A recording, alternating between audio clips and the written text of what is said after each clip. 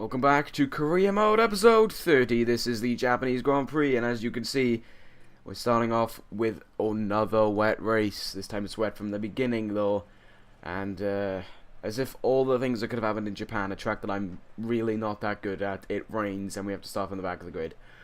Oh, it's going to be an awful race. So, yeah, I mean, as you can see from this video, it's not a long video, because this was probably the most boring Grand Prix I've done in this career mode.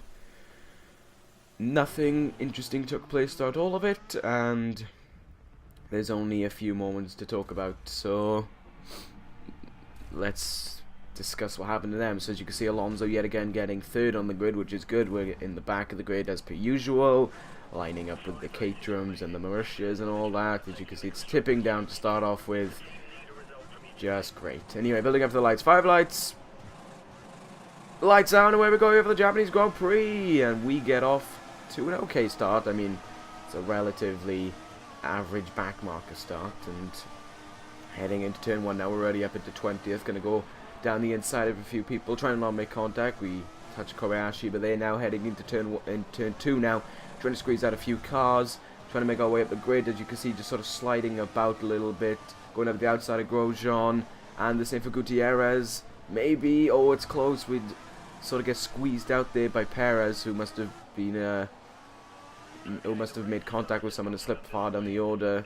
Now we're trying to get past Perez, but he's just sort of in the way. He passes Kvyat, and we go around the outside of Kvyat up into 14th position, and now Perez is in front of us, trying to get past him now.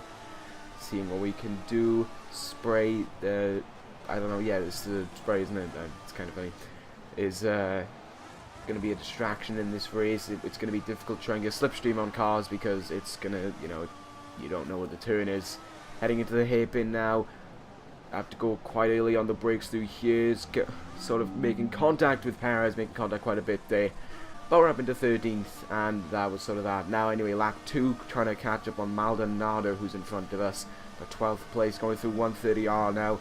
This is a turn where gaining can be done, especially if you cut the corner like that and go on the grass. Heading into the chicane, later on the brakes, up the inside, and taking out a few bollards. I am the new Maldonado, obviously. And, well, we're up into 12th now, and now it's lap 14. I don't know, it was just an awful race. Catching up on Vern here, around the inside, or up the inside rather, and now we're up into 11th. Yeah, and then lap 16.